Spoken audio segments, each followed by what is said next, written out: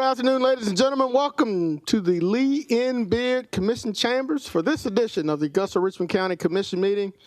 Madam Clerk, the time is now 2:09 p.m. I call this meeting to order.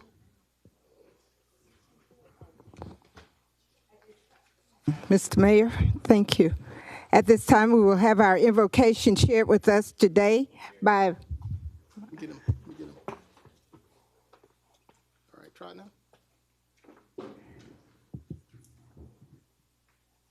Ready? All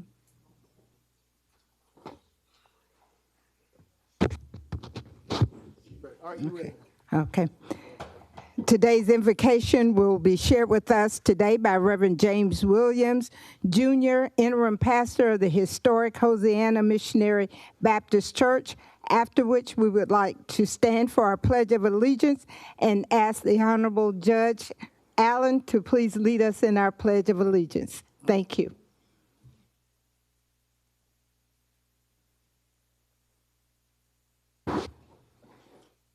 Yes, sir. The pledge? No, sir. Okay. Good evening, Madam Clerk and Mr. Mayor and Commissioners. As we prepare to go into our invocation for our meeting today, let us be reminded, as I came up on the campus of our commission, I noticed the flag is at half-mast, half-staff. And let us be reminded that recently we've lost employees and those who served our community. Let us be in prayer with them and their families, and also our county employees as those have been affected by and with their presence. Let us pray. Our Heavenly Father, we come today, first of all, thanking you for another day, thanking you for who you are, your God. And not only you're God, but you're our Father. And as we come, oh Heavenly Father, to do the business of your people, Lord, we ask your presence. We ask that those who have been entrusted with the will of the citizens, they have been entrusted to do the work that will be satisfying and pleasing and enjoyable to them. And have them to know those who sit in these sacred seats, those who will make decisions, have them to be mindful of the trust that has been entrusted to them, that they are doing the will of the citizens. And as we do that, oh God, we pray that whatever is said and whatever is done today, that you will be pleased with it. As the scripture tells us, whatever we do, let it be done decent and in order. So today, oh God, we ask that to be done for the will of your people, and most of all, that you be pleased with it. Now we ask blessing upon this commission in this sacred room today. We ask your presence. And the citizens of Augusta, we ask that you will continue to bless us and watch over us. Not only the leaders here in Augusta, but the leaders all over this country. In the name of Christ Jesus, I pray. Amen. Amen. Flag of the United States of America, and to the republic for which it stands, one nation, under God, indivisible, with liberty and justice for all.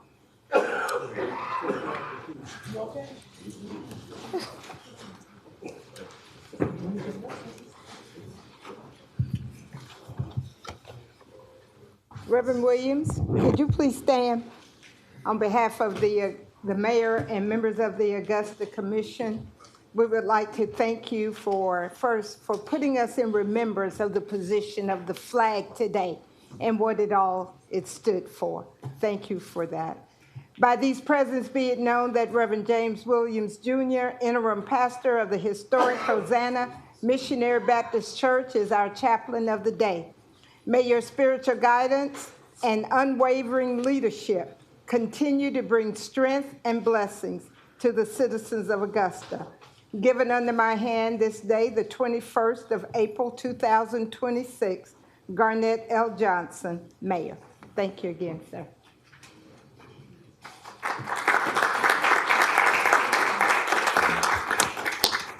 Reverend Williams, thank you so much for being here today. Thank you for that prayer.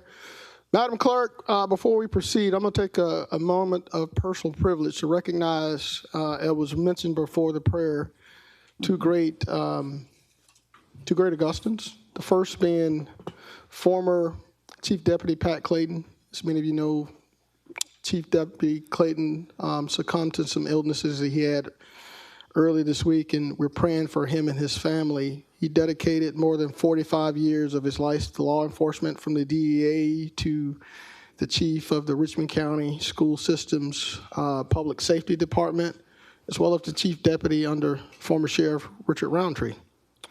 The second, her name is Bridget Renee Lynch. Ms. Lynch was just before this body less than 2 months ago, right there at that dais, asking to do something that she loved, and that's to do nonprofit work for so many of our community that needed it. And she did it through the Fatty Marshall Foundation.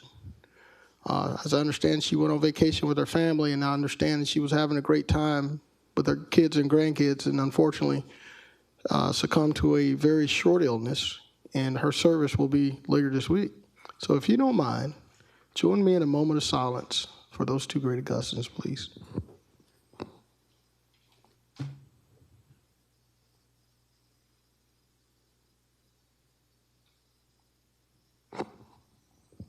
Thank you. On a happier note, my last point of personal privilege is to celebrate Augusta, Georgia as part of 2026 Georgia Cities Week. Many of you, come on with it now. Come on, y'all got to give a round of applause for that. For many of you don't know, Georgia has 536 cities. 536, and we just happen to be one of them, and we got the opportunity to present and celebrate Georgia Cities Week. As I understand, we have some great things that are planned for this week for not only our residents, but our employees. Madam Clerk, as I understand, there's been a proclamation that has been issued, so if you don't mind, could you read the proclamation, please? Yes, sir. My pleasure. Georgia Cities Week. Love your city. April the 20th through the 25th, 2026. In recognition of Georgia Cities Week, April 20th through the 25th, and encouraging all residents to support the celebration and corresponding activities. Whereas city government is the closest to most citizens and one with the most direct daily impact upon its residents. And whereas city government is administered for and by its citizens and is dependent upon public commitment to and understanding of its many responsibilities. And whereas city government officials and employees share the responsibility to pass along their understanding of public services and their benefits. And whereas Georgia Cities Week is a very important time to recognize the important role played by city government in our lives. And whereas this week offers an important opportunity to spread the word to all citizens of Georgia that they can shape and influence this branch of government which is closest to the people. And whereas the Georgia Municipal Association and its member cities have joined together to teach students and other citizens about municipal government through a variety of different projects and information. And whereas Georgia Cities Week offers an important opportunity to convey to all the citizens of Georgia that they can shape and influence government through their civic involvement. Now, therefore, it be resolved that the City of Augusta declares April 20th through the 25th, 2026 as Georgia Cities Week. Be it further resolved that the City of Augusta encourages all citizens, city government officials, and employees to do everything possible to ensure that this week is recognized and celebrated accordingly. Given unto my hand this day, Garnett Johnson, Mayor, Augusta, Richmond County. Thank you so much, Madam Clerk. One more round of applause. I don't care where you live. If you live in Hepzibah, Blythe, Harlem, Appling, they're part of Georgia Cities Week. So celebrate where you live, celebrate your community. And here in Augusta, Richmond County, we're so proud to do it. Madam Clerk, the chair recognizes Commissioner from the field. Commissioner Don Clark has also asked for a point of personal privilege. Commissioner Clark, you have the floor. Thank you, Mr. Mayor.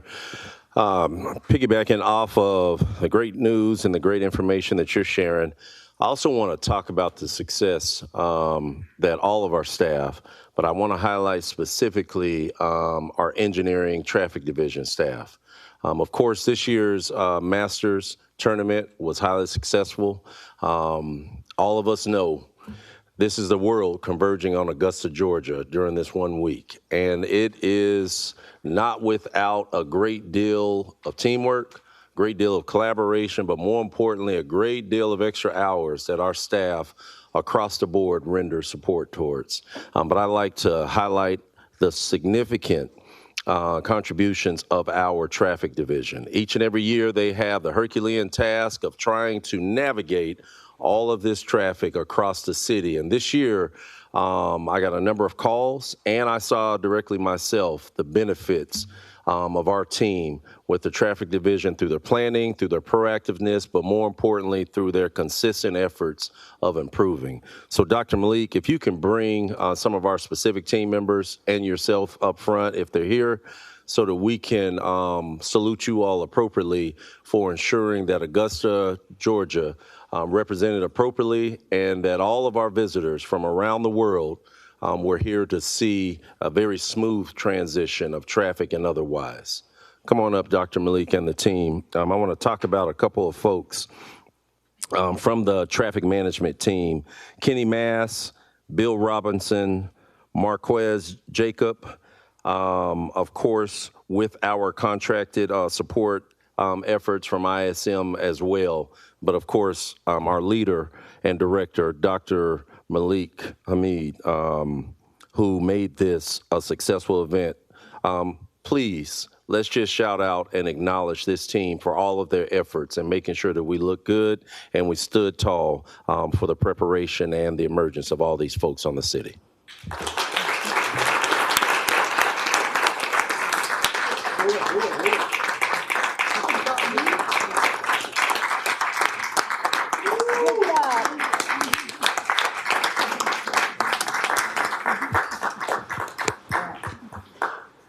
This isn't to just say that all of our staff didn't work tirelessly, but I wanted to highlight you all because the calls that I received and what I saw this year deserved that level of recognition.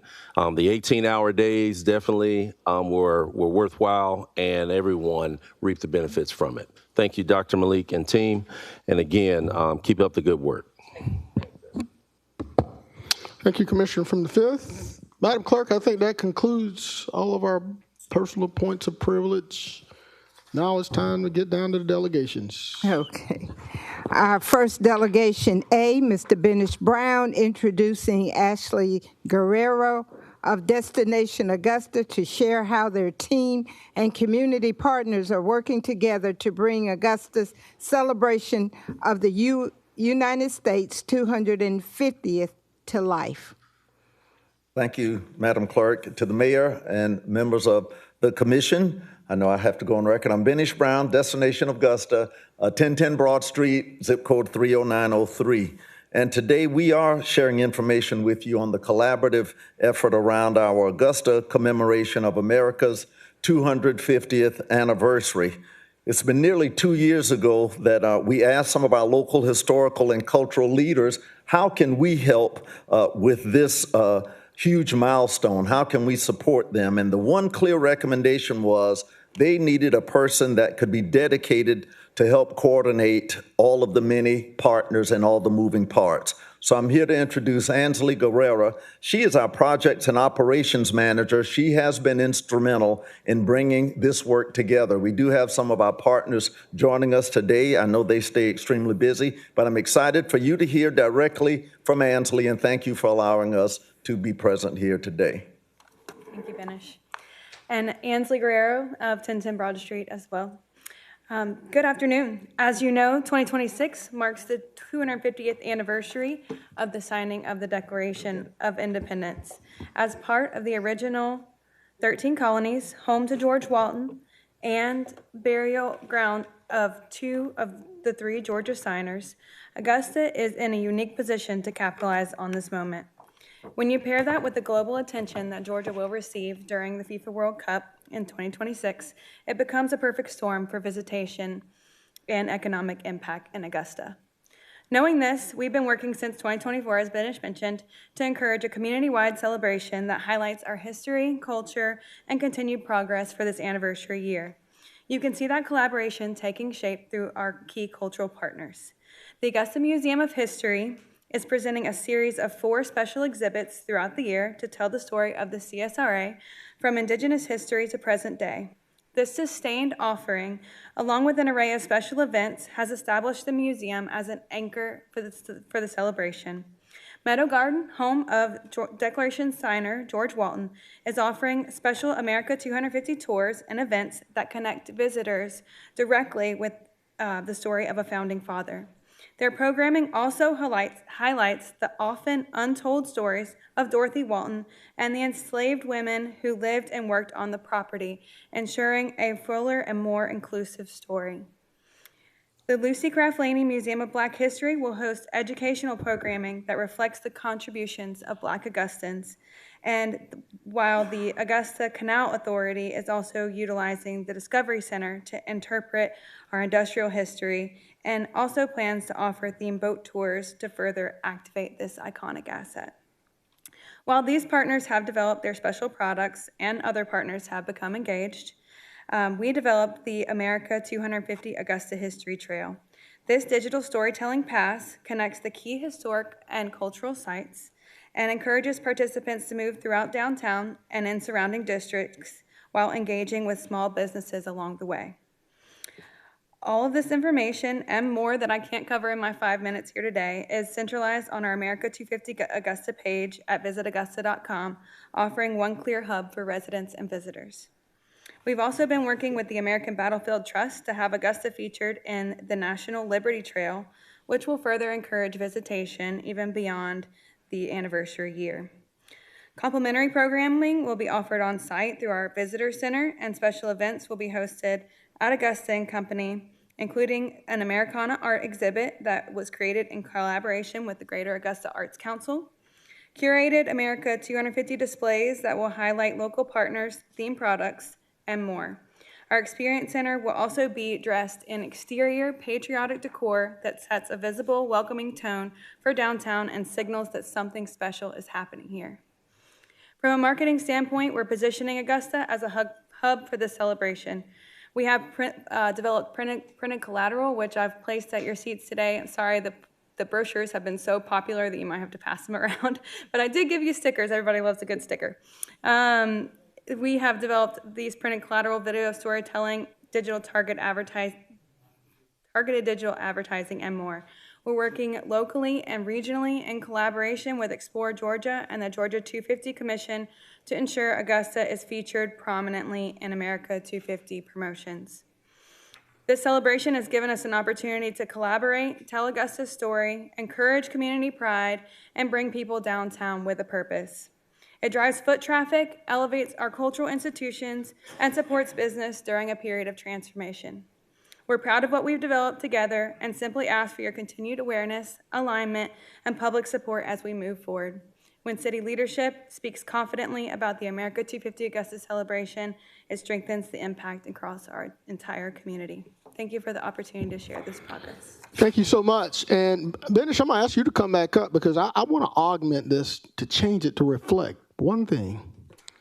In addition to America's 250th year of celebration, in June, we will be celebrating Augusta's 290th year. Yes. So can we call this the America 250, Augusta 290? We can call it what you want. Do you realize Augusta is older than this country? Founded in 1736 by the great General James Oglethorpe, even though he didn't do it. But he's responsible for doing it. Yes. But we would love for Augusta's celebration to be a part of this, if that's possible. Yes, sir. We might have to work on the logo a little bit, but okay. We hear you loud and clear. All right. That'd be great. Colleagues, anybody have any questions regarding this great celebration? Thank you so much for the information. Can't wait to celebrate America's 250th and Augusta's 290th. Thank you so much.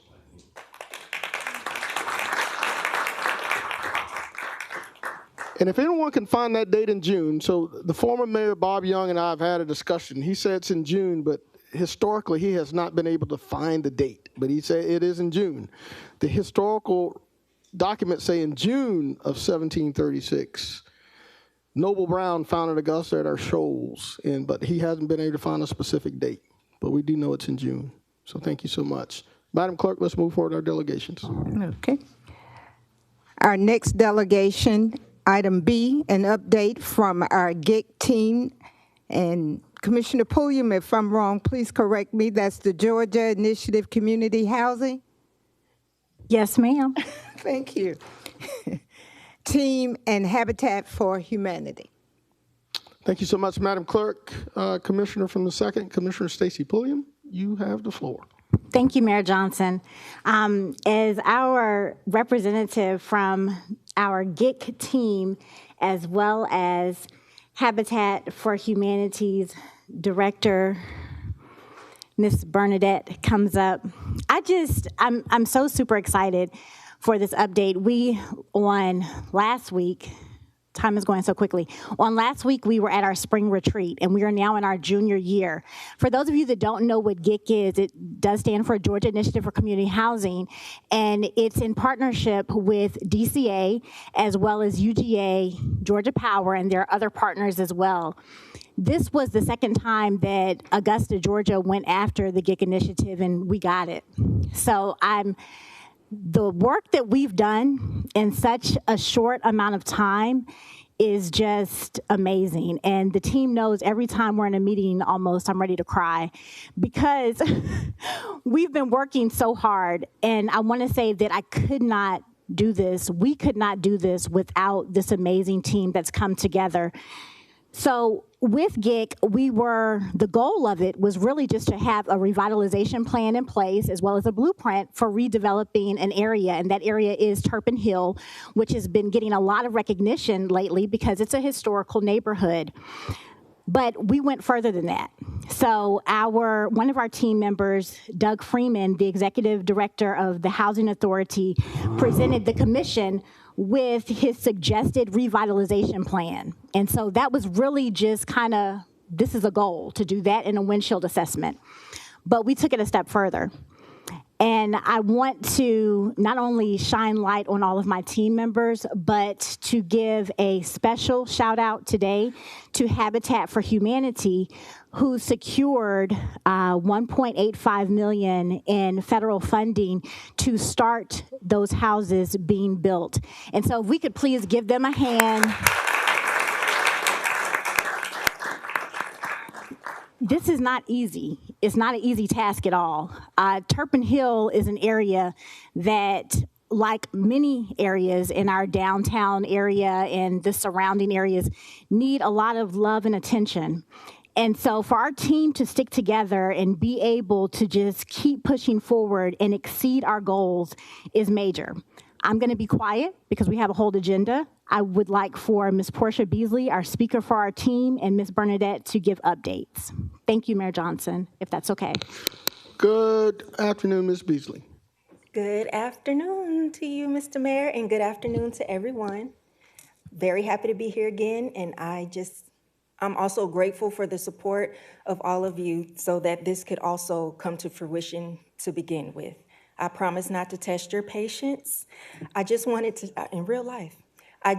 share that the retreat this time, like all the other times, but this time it was a little bit more insightful.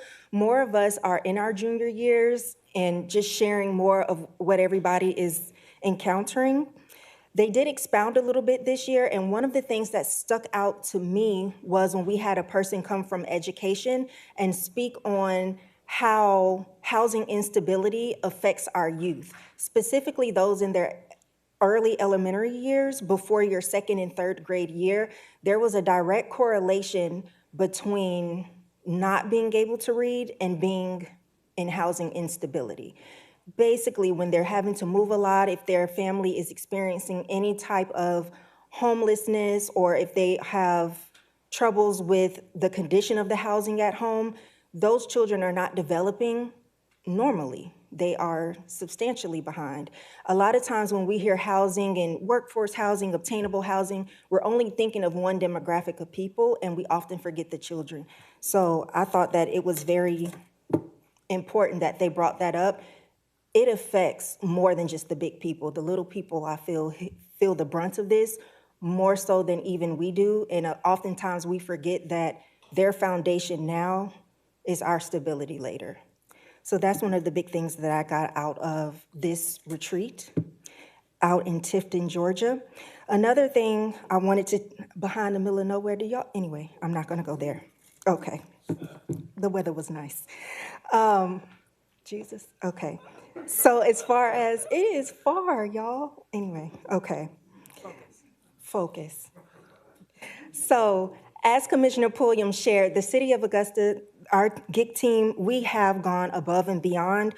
One of the pivotal things I wanted to point out is the engagement of the community. When we first began this, we had a lot of struggles with the community having trust issues with us and anybody representing the city, not understanding what this initiative would be about, how it could benefit them, and really what the whole point was. I would say that has been a 180 turn. We do now have strong community participation, involvement, emails, text messages, questions. We love that they are officially engaged. I also feel like they are very empowered. They are now understanding what stakeholding they have in this and the things that they could be doing in their own associations to help strengthen themselves. So at this point, the community is helping us help them, which is ultimately what we wanted. And all of us, I believe, from one time to another have had to work with the community, and knowing the challenge that that is a great one, and we have achieved that, I believe.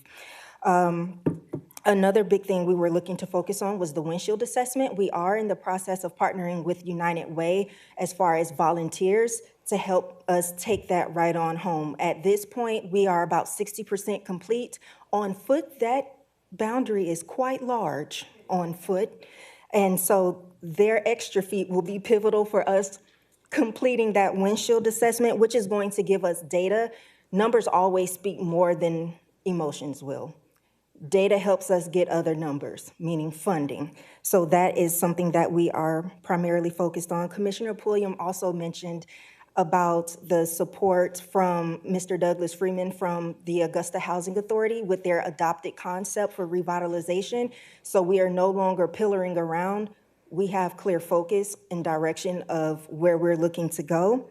And the biggest thing, which was also mentioned, and I am going to let the beautiful CEO from Habitat for Humanity share more about this, and this is this amazing funding for housing in the historic Turpin Hill community. Ms. Bernadette, take it away. I mean, I feel like you just did the best commercial for housing ever, and I can go home now, but. So let me just start with thank you so much for having me here today. It's always an honor to appear in front of you. Augusta Habitat, I started there 3 years and a few months ago, and my priority was to be the habitat that Augusta deserved, to be the habitat that stood up and said, how can we provide this community with what it needs in a way that serves the community, not the affiliate. And that has worked out amazing. We have been able to partner with the city through Mr. Jackson, through the mayor, through the commissioner, through the entire commission in a way that Habitat hasn't done before. And it is our intent to continue to grow that relationship and to continue to provide the community with what it needs. Housing is the root of it all. She was talking about education. I'm like, I knew that. I knew that. I mean, housing is what allows people to breathe and to focus, and not just our youth, but parents who have been struggling over and over and over to provide a life for their children that's better than the one we have. We've all wanted that. We've all dreamed of that for our children, and it's so rewarding, and I feel so blessed that I get to be in the position I'm in. I get to hire amazing mission-focused individuals like Mackenzie Beach, who is our VP of Mission and Community Impact and joined us 6 weeks ago and has been crushing it ever since. But with respect to GICH, when we were applying for the CDS funding, GICH was coming to the table. And I reached out to the city and I said, would it help you if we partnered with you? If we went into the area where you're doing GICH and focused on that area? It was a resounding yes. And obviously that worked with our senators, both Raphael and Warnock, Raphael Warnock and John Ossoff, and they jumped on board and supported us wholeheartedly. We got letters of support from the city, the land bank, the commissioner, businesses in the area. It was just wonderful to see everybody come behind it. As a result of all of the work that we've been doing and the partnerships that we have not officially launched. I might get yelled at by my board at our executive meeting later today, but we have put together a strategic plan that Habitat for Humanity will be building 50 homes a year within the next 5 years. So we are,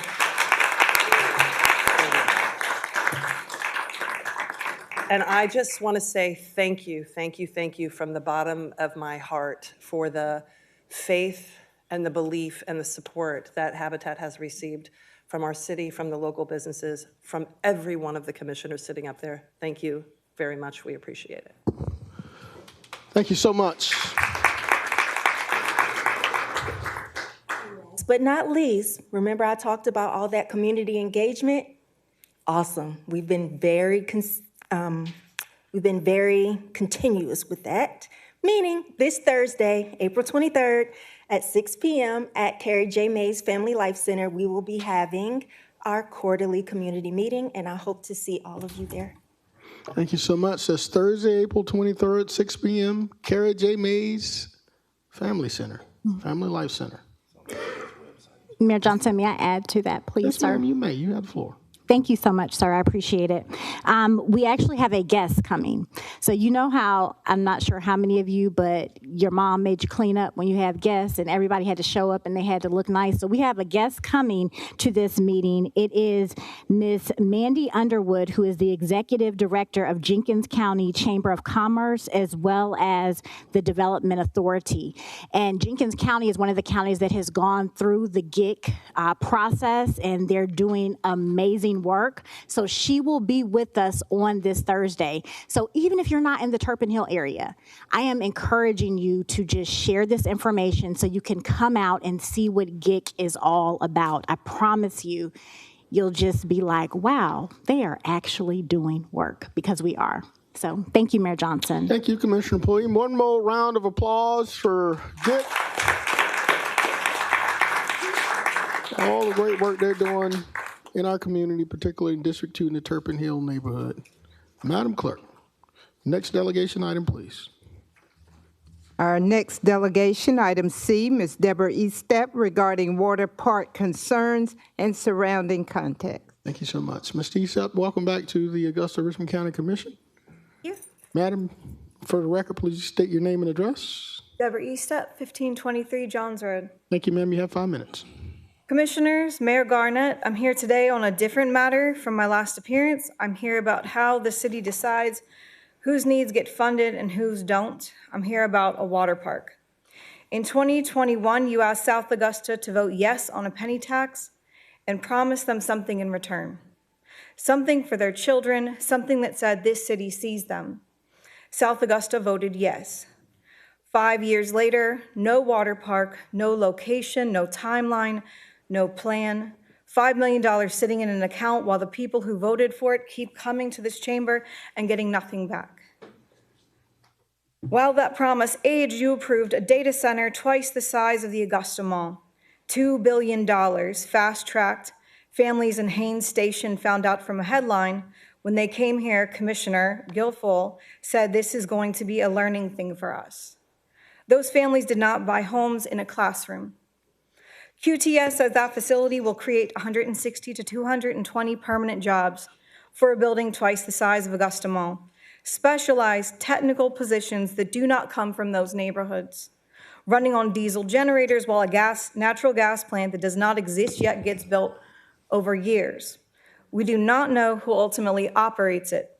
The original developers already walked away. Environmental impact on water and wetlands unanswered, still approved. $5 million for South Augusta, 5 years, nothing. $2 billion for a corporation approved before the neighbors knew the plans had doubled. That is a priority list. Now $85 million to expand the Webster Detention Center. 300 new beds for a facility full of Miss people. Estep, with all due respect, let's keep this specific to the water park, please. I'm taking the water park and I'm connecting it to the fact that we have funds that are not being used for South Augusta, but other projects. It has to be specific to the water park. This is related to the water park.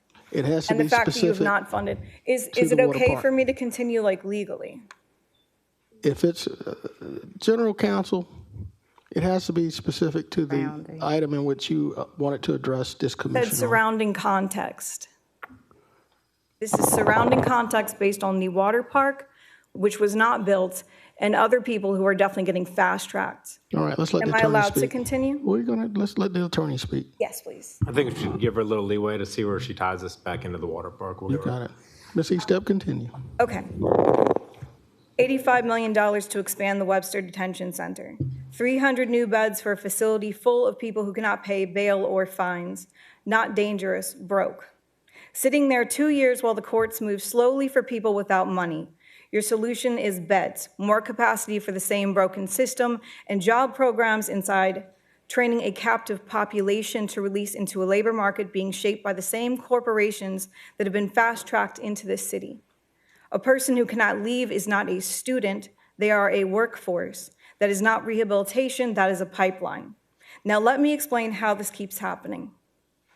When a politician sits on a board, an economic development authority, a land bank, a chamber, they are not volunteering. They are building a wall. Every board seat is another room where decisions get made before they reach this chamber. Boards meet in private, boards vote without cameras. The more boards a politician sits on, the more insulated they become from consequences. That is not a public service, that is architecture. And here is what that architecture looks like in this city. Ma'am, Mayor Garnett was seated on Georgia Department of Economic Development Board, the board that recruits corporations to Georgia. The same Mayor Garnett who recruits those corporations now signs every contract that brings them here. While this company owns and sells office supplies and workplace solutions to the government, education, and private sector clients. Mr. Mayor, I think at this point, I think we need to Ms. circle Estep. it back to. you should know better. back. Ms. Estep, you should know better. Be respectful of these chambers and other rules. Don't politicize this process. That's all I ask. Specifically due to things that y'all have done that is tied to the fact that you do not put funds to parts of the city, but large corporations Ms. do. Estep. And if I can't do it here, I'll do it elsewhere. Thank you, ma'am. Thank Have you. a good day. Madam Clerk, let's move on. Our last delegation, item D, Reverend Marion Williams, regarding the commission's process and procedures. Thank you so much. Marion Former Williams. Commissioner Williams, thank you so much for being here. Name and address for the record, please. Thank you all for having me. And Marion Williams at 1941 Crather Drive, Augusta, Georgia. Just met Ms. Estep, but I am totally convinced that she knows exactly what she's talking about. The procedures now, as a commissioner, as a former commissioner, and I thank you for recognizing that, Mr. Mayor, I learned the rules. I learned the process. And I don't see this body following the rules or following the process as an elected official. I knocked on doors. I raised money and have signs, and you knocked on people's doors and asked them for their vote. Asked them to support you as their commissioner. You are their voice. Each district has a voice. But the district have not heard from those voices that they gave their votes and their monies to do that. I'm very disappointed when I watched the meeting the other week and I saw where we talked about why it wasn't put on that, the meeting wasn't put on in the afternoon. All these different excuses and all these different reasons. Let me share something with you why it had not been put in the afternoon. Heard one reason was that the employees had to pay overtime. Well, how much overtime did we pay when the charter committee got together and moved all around the city and involved all of that money that we spent there? Nobody talked about it. The money we spent with Carl Vinson Institute, who this city joined over 25 years ago as a part that taught classes every year. And then we still paying them now to do some other work after we've been a part of that association. Being consolidated, we choose the Georgia Municipal Association and the ACCG. We're a member of both of those associations. The stuff that we've been talking about, and we talked about the charter, but it was all about the consolidation. That's the real deal here, Mr. Mayor. The division is still here. People want to know what is going on with their government. This city is tore up from the floor up right now. All over this city is just grumbling about what is not being said, what is not being done, or how it's been done. There's no kangaroos here, so there's not going to be a kangaroo court. We're not going to even entertain that. I remember a question asked, why can't we do it in the afternoon so people can come to these meetings? This is the government belongs to the people. This is not yours. Somehow when you get elected, before you get elected, you don't know nothing. Then when you get elected, you know everything in the world. You're the smartest person in the world. Something wrong with that. But the people that suffer, the people who pay in the taxes, the people who voted for you, don't know nothing going on now. I was told to not talk to the press when I was in that seat. You ain't gonna silence me to tell me who I can talk to, who I'm not gonna talk to, as long as you tell the truth about it. And the truth had not been told in a lot of instances in this room here. And I was very disappointed. So that's why I came down and talked about the process and the procedures. People don't know the committee meeting. They don't know what consent mean at all. You ain't never tried to explain. We put stuff on the consent agenda. I say we because I was there one time. Put stuff on the consent agenda and vote, so I didn't vote for it. Yes, you did too. If you don't explain to your constituent what you just voted for is on a consent agenda, yeah, you just voted for it. You made no bones about it. You let people think that you didn't know what would happen. I heard when one of the employees got dismissed, so I didn't know what the process was. That was a lie.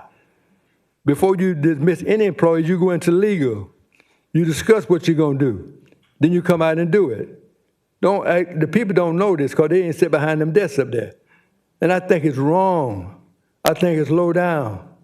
A lot of these people up here said, well, it's going to cost employees if they work overtime.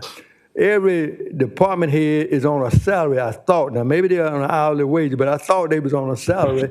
And whatever time they were there. Now, Mr. Gifford, if you're busy, I can talk to you later. I was trying to talk, but I heard you through the mic now. Well, your mic is on, I guess. Oh, it's on, sir. Okay, well, I'm trying to talk. If you don't want to hear me, just say you don't want to hear me, and I can cut it off. No, sir, I want to hear you loud and clear. Let me finish now. Because too many times we act like we don't know what's going on. People are watching now. People are smarter than they ever been right now. They know that you're not running the government. They're outside people who are not elected running this government through this body that's sitting up here. They don't say that. Mr. Bob Young came down, Mr. D. Coverhaven came down and talked as long as they want to, and they're running this government from behind the scenes. And nobody says a word. You get your order from somebody else. But the people that you said you wanted to represent, you asked them, can you be their representative? But you're not representing them. And I'm very, very upset about it. Yes, I am. And you ought to be too. We say one thing and do something else. I'm really, really disappointed. Ms. McKnight, I remember when you was running for office and they really thought you had lost the office, but we got together with you and a couple other people went into West Augusta and walked the streets to fight for the neighborhood. The people that voted for you still suffering right now. They're still waiting on something to be done. Commissioner Williams. Ex-commissioner, I'm not a commissioner. We've given you more than the 5 minutes you allotted. Now, there's some colleagues that want to ask you some questions. So can we give them an opportunity to speak?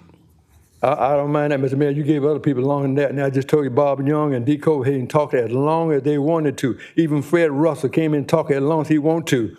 But you're going to give somebody else 5 minutes. I'll take the 5 minutes. I know you don't want it exposed. You don't want to know. We talked about clarity, but we don't want to know the clarity. But whatever question you got, I'm ready to answer. Whoever got a question. Thank you, former Commissioner Mary Williams. Chair recognizes Commissioner Wayne Guilfoyle. You have the floor, sir. Thank you, Mr. Mayor. Mr. Williams, Marion Williams. Mr. I actually had put it on the agenda last week to discuss the work for a discussion about keep doing the meeting after hours. while you steadily throwing innuendos towards this floor, I'm telling the truth now. I ain't throwing nothing. let me speak now, if you don't mind. Okay, You interrupted me. I had it on the floor, and when it was received as information, the mayor didn't have anything to do with it, Mr. Williams, at all. He was not part of the committee process at all. But it got shot down, received as information. Is that correct?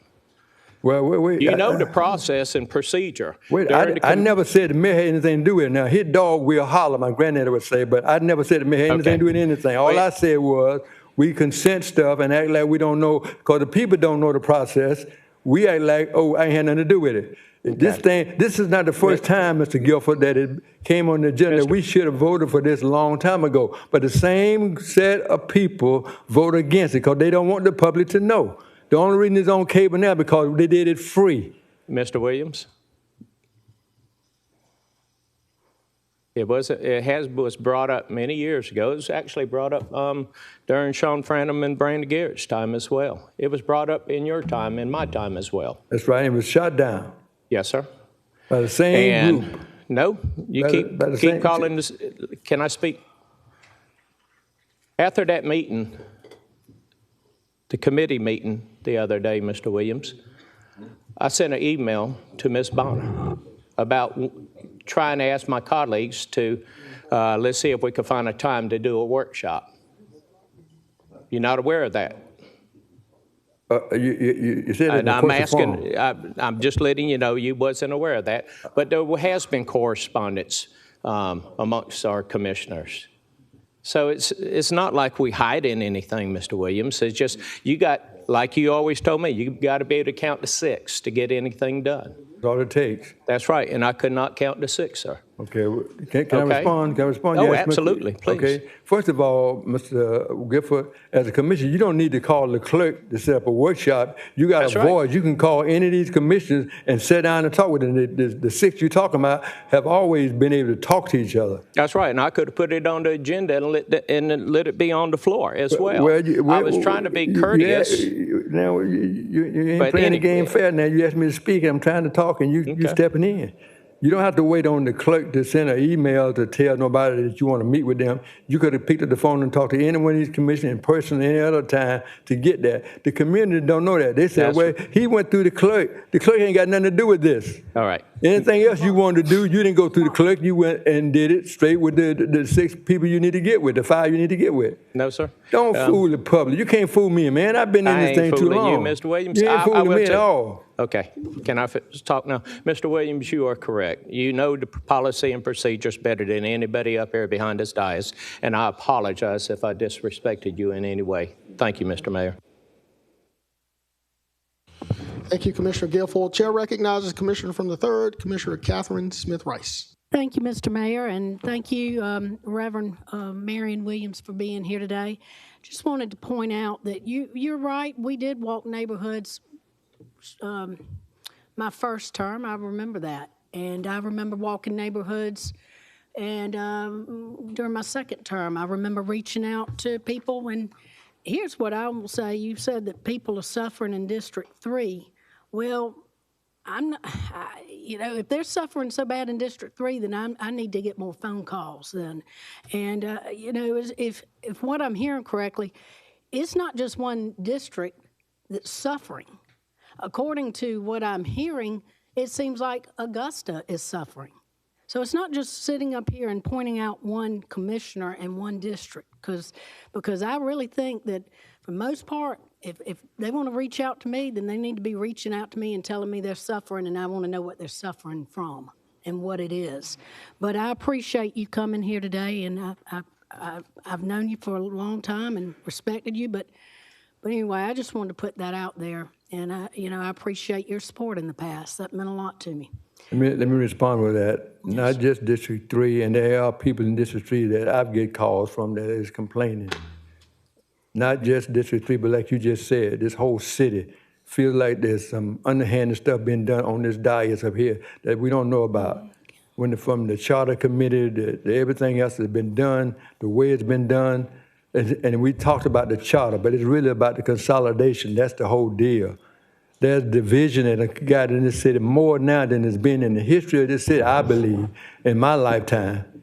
And nobody's talking about it on this dais. Everybody, how could you have a review of a document or charter when nobody that on the board had any idea about the charter except they're going to read it? There was no commissioner requested that it's got to be somebody. The mayor don't have no power over no commissioner. Any commissioner say, I don't agree with that. What we need to do, we need to be fair about it. We need to make sure that we have a committee or a group that know at least knowledgeable about what we're looking at. Nobody on that board has ever set foot behind that desk before they got to be a charter committee. And then they wouldn't let you talk. They didn't want to hear from people who knew about the charter. Because it wasn't about the charter, about consolidation, it's about control. And people in Augusta are sick and tired of being sick and tired. Now, I didn't want to come down here. This is the first time I've been in the chamber since I left here. First time I've been to a commission meeting. I've been in the chamber once before. First time I've been to a commission meeting since I stepped down. I'm not an elected official. People call me commissioner. I remind them I'm an ex-commissioner because I don't want to be associated with the stuff that's going on down here now. Thank you. Ex-former Commissioner Marion Williams, thank you so much for being here, sir. Always appreciate your attendance in these chambers, the Lee and B.An chambers. Thank you. Thank you, sir. Madam Clerk. Madam Clerk is asking for her book back, and I'm going to give it back. All right. Thank you, Madam Clerk. Ladies and gentlemen, this is your government at work. We don't always agree, and we shouldn't always agree. But we agree on one thing. We live in the best country on earth. We live in the best city on the planet. That's Augusta, Georgia. Now, if you're not happy with the way this government is functioning, start Monday, April 27th. You could change that. Early voting starts. Let your voice be heard through your vote. Then on May 19th, we have an election. So get out and vote, and you'll get the government that hopefully you feel that represents you. Madam Clerk, I think that takes us to the consent portion of our agenda. Are there any addendum items to be added? Yes, sir. I think I circulated that too. You put it on the screen. Let's read them in for the record. Okay.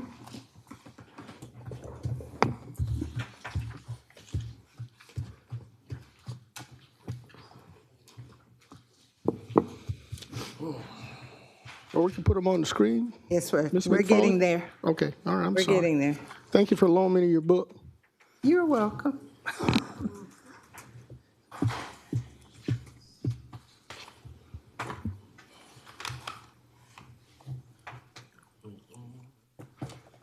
Give me your consent agenda. You have a copy? Oh, it's up there. Oh, it's not on my screen. Okay. All right. Here we go. We're ready. We're ready. Addendum agenda, April 21st, 2026. Item number 1, administrative services. Item, discuss the path forward with the audit results from the Housing Community Development Audit and include all expenditures that was disclosed in legal in regards to rental assistance funds requested by Mayor Pro Tem Wayne Guilfoyle. Item number 2 is to discuss continued problems with racing burnouts at Diamond Lakes Trailer Park requested by Commissioner Lonnie Wimbley. Thank you so much, Madam Clerk. Colleagues, are there any objections to adding these 2 items to today's agenda? Without objection. Mr. Mayor, Yes, sir. I'm going to ask that agenda item number 2 be pulled Okay. and moved to the committee. Madam Clerk, addendum agenda item number 2 has been requested by the requester that it be pulled and added to committee Committee, okay. by Commissioner Lonnie Wimberly. Colleagues, hearing no objection to adding number 1 to today's agenda. Number 1 is added to our agenda for today. Madam Clerk, I'm going to go through to the list here. The chair recognizes Commissioner Catherine Smith Rice from the 3rd. Thank you, Mr. Mayor. I was just going to, we hadn't gotten to, I was We're going ready. to consent an item. All right, let's go. All right, I wanted to consent item number 28. It's item number 28. 28, please. Let's get there. is item number 28, all right? Is that the only item you have, Commissioner, from the 3rd? Yes, sir, that's it for now. Thank you. Thank you so much. Chair recognizes Mayor Pro Tem Commissioner from the 10th, Wayne Guilfoyle. Thank you, Mr. Mayor. Mr. Mayor, the engineer had requested that agenda item number 2 be tabled until further. What was till that, Mr. Mayor Pro Tem? It's item number 2. Agenda item number 2. Number 2? Yes, ma'am. Okay. And then consent agenda item number 26 Number 26, and agenda item number 27. number 27. That's item number 26 and 27. Thank you. And we're going to move item number 2. It's going to table it for now. All right. Chair recognizes Commissioner from the 5th, Commissioner Don Clark. Thank you, Mr. Mayor. Can I get a point of clarity for item number 28 that's on the agenda? Weren't we bringing somebody from Magistrate Court to speak on that? He's here. Okay, I thought he was here to speak on that. There was a request to contact Chief Judge C.Ms. Brown. We have spoken to Chief Judge C.Ms. Brown, and she stated she takes no position on this request as it is not within her purview of the court. Okay, I'd like to get some backstory on it. Since we do have Judge Allen here and he's taking time out of his schedule. Judge, you just sit tight. We'll get you up, okay? Yeah, I'd like to get some info on that one. Madam Clerk, 28 needs to remain on the agenda. All right. On the consent agenda, item number 2, after talking to the engineering chair, we're going to move this one to the. He's already moved it. No, he moved it to table it, but we're going to move it specifically to committee. That's not the same thing, is it? No. Okay. That's a defined date. Right. So we're going to move it to the next committee cycle. After talking to the engineering the engineering director, he requested for it to be moved to the next committee. Okay. It's next week's committee. That correct, Dr. Malik? Put your hands up. Next week is good, or does it need to go further? Next week is okay? Next week is fine. All right. Thank you. All right, Commissioner from the 5th. All right. That's it. Thank you. All right. Chair recognizes Commissioner from the 8th, Commissioner Brandon Garrett. Motion to approve the consent agenda as stated. Second. All right, there's a motion and there's a second, but we do have another colleague in the queue. Who was that? You have Ms. colleagues. Rice? I have colleagues in the queue. We have colleagues. So it was motioned by Commissioner Garrett from the 8th, seconded by Commissioner Rice from the 3rd. Okay. And we now, Before we vote, we need to acknowledge the planning petitions and the alcohol petition. you got it. But we have a commissioner in the queue that. Yes, we sir. have her I'm ask. just saying. Commissioner Lonnie Wembley, you have the floor, sir. I'd like to pull number 15. Item 15. Item number 15. Now, I may ask that if the administrator have any of the advertisement to show some of the images of that water park, I'd like for that to be displayed. Madam Administrator, are we prepared to, we're not? It's online. No, sir, not at this time. So is that something that we need to move back to committee or next commission? Yes, sir. Run up, say that again, please, Mr. Mayor. It's a feasibility study. It's not approving any drawings. I know it's Would you like to move it perhaps to the next commission that gives you more opportunity to? That would be best, Mr. Mayor. All right.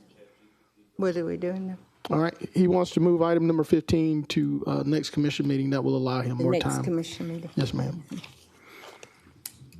Madam Administrator, just keep us on schedule with what we need to do by moving. That does not slow anything down.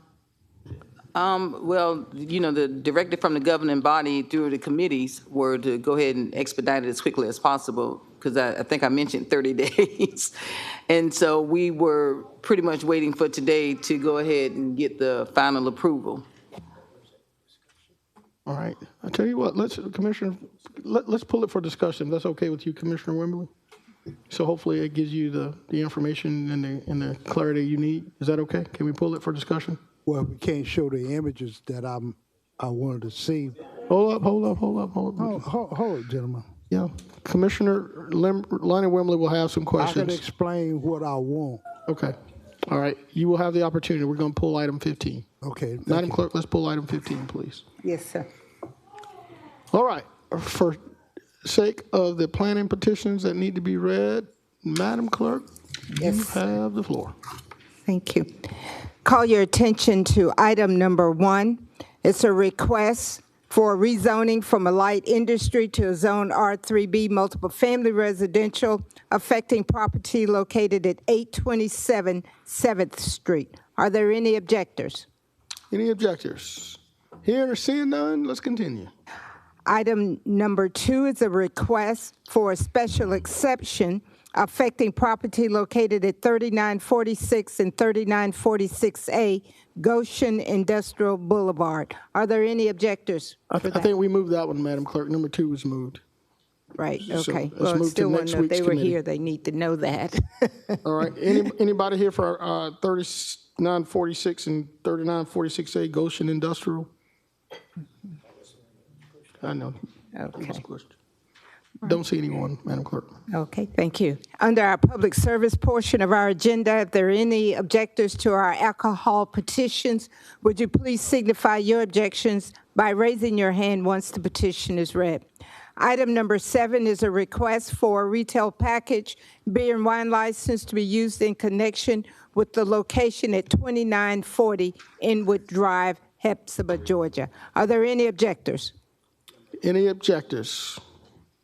Madam Clerk, seeing none, and I was just informed that you skipped item number 3 on the planning petitions.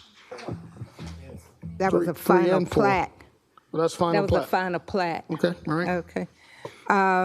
We're at 8. Item number 8 is a request for on-premise consumption liquor, beer, and wine license with Sunday sales on property located at 2651 Perimeter Parkway. Are there any objectors? Any objections to 2651 Perimeter Parkway? Hearing or seeing none, let's continue. Item number 9 is requesting to add consumption on-premise wine to his existing consumption on-premise liquor and beer license, location at 3054 Damascus Road. Are there any objectors? 3054 Damascus Road, any objectors? Madam Clerk, hearing or seeing none? Okay. Thank you, Mr. Mayor. Thank you so much, Madam Clerk. Madam Clerk, I have a motion to approve the consent agenda that we see on the screen with a proper second by the Commissioner from the 3rd. Seeing no colleagues in the queue, we're prepared to vote.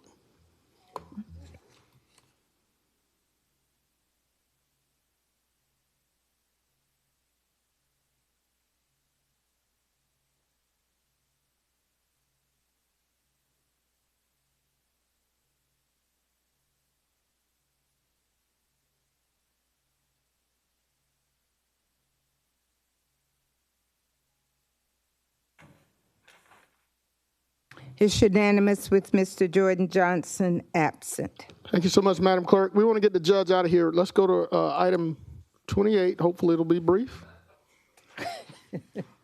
Ladies and gentlemen, thank you all for being here. You're welcome to stay. This is the people's business. We'd love to have you. Come on up, either side, sir. There's a couple of questions, hopefully, that we can get answered from Commissioner from the 5th. I can take questions, or I can give a little overview of what this is about. All right, Commissioner Clark, you asked that this item be pulled.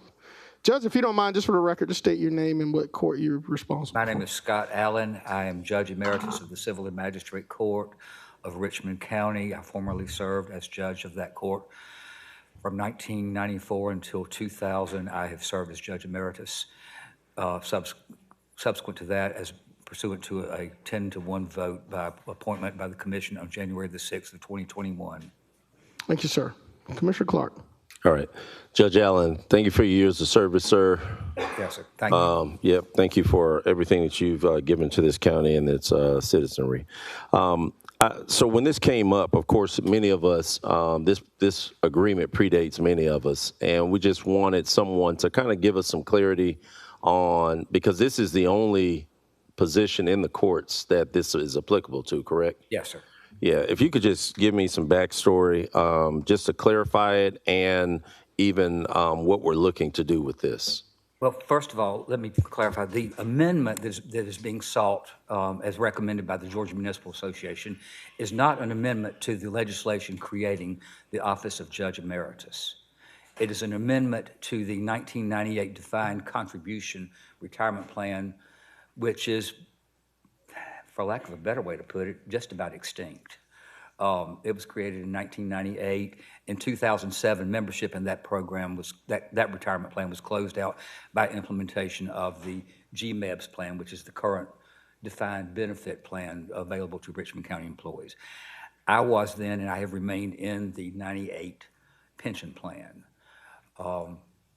It is a defined contribution. My 4%, Richmond County's 2%, which was up from the 1% that was in the original plan. I understood there was some concern about any effect this might have on the current judges, Judge Carletta C.Ms. Brown and Judge LaJoy Williamson. This has no effect upon them. This only affects judges who are in the 1998 Defined Contribution Retirement Plan, which was closed out in 2007. Judge Williamson was first employed with Augusta, Richmond County in 2009, Judge C.Ms. Brown in 2021. So this only affects me. And what it affects is because of the nature of my Judge Emeritus status, Georgia Municipal Association says, out of abundance of caution, interprets this as an employment position. I do receive compensation as approved by the commission in 2021 for my services, and in exchange for which I am prohibited from practicing law either in the civil magistrate court or state court. I cover both state court and civil magistrate court.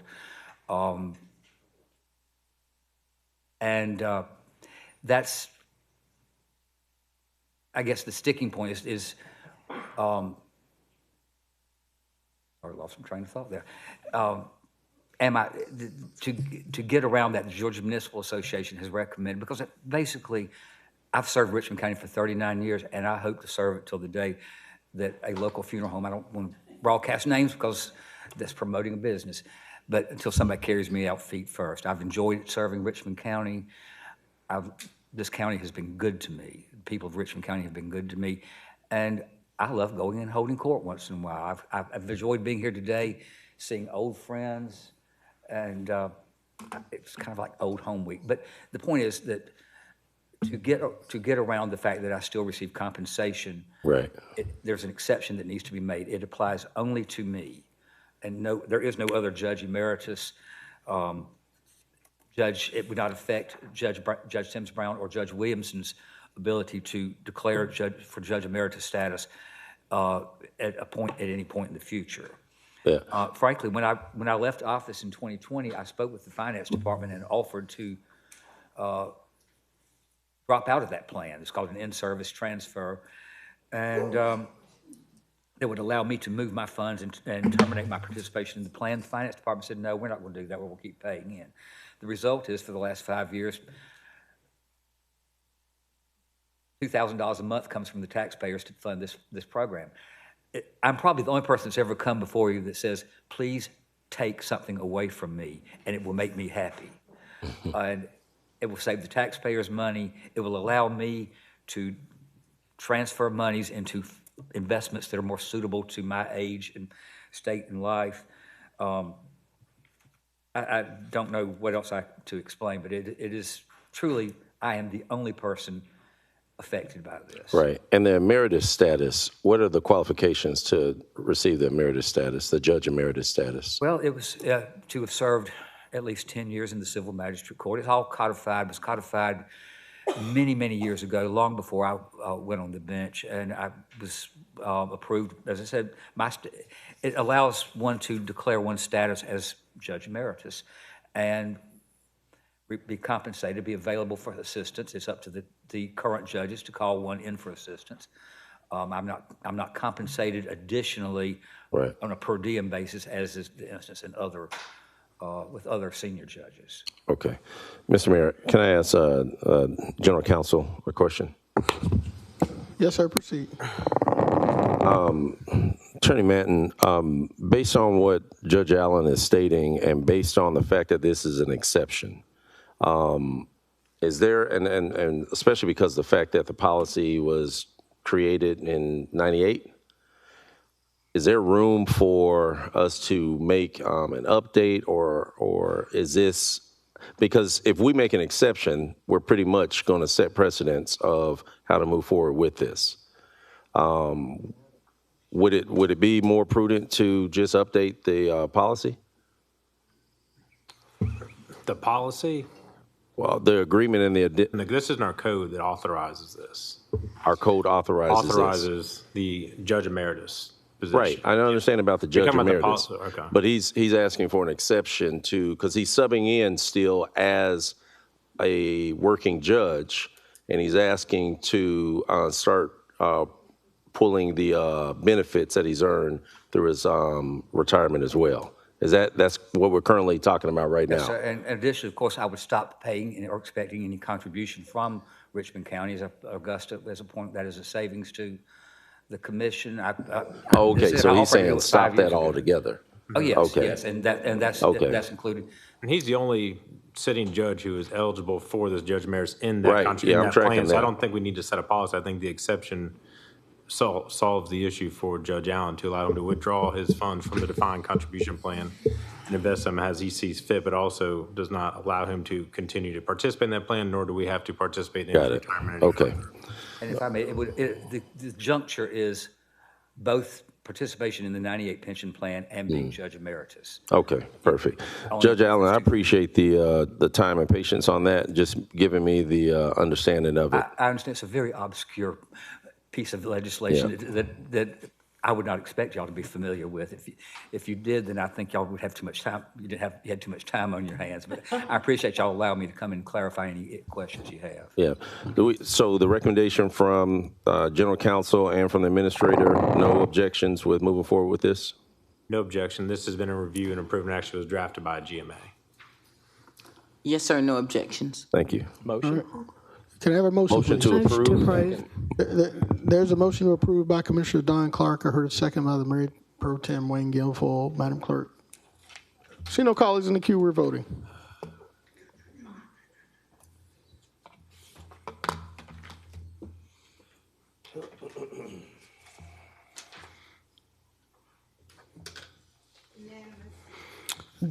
Thank you, Madam Clerk. Let's move to item number 1 from today's addendum agenda, please. Item number 1, a request for concurrence with the Planning Commission to approve a petition requesting a rezoning from a zone light industry to a zone R3B multiple family residential, affecting property located at 827 7th Street. Madam Clerk, I mean from the addendum agenda, my apologies. My apologies. I did not. I did not. All right. Our addendum agenda, item number 1, discuss the path forward with the audit results from the Housing and Community Development Audit and include all expenditures that was disclosed in legal in regards to rental assistance fund. Thank you, Madam Clerk. Chair recognizes Mayor Pro Tem, Commissioner from the 10th, Wayne Guilfoyle. Thank you, Mr. Mayor. Mr. Mayor, when the auditor came before this body, I guess 3 weeks to a month ago, and explained everything and gave us the information that was made public. The Finance Committee had motioned to receive this information, and it died there. But with all this, I ain't going to say wrongdoing by any means. It's just there's a lot of questions that checks was written that we can't substantiate where they was written to for. There was no invoices that coincide when the auditor was able to balance the checkbook, shall we say.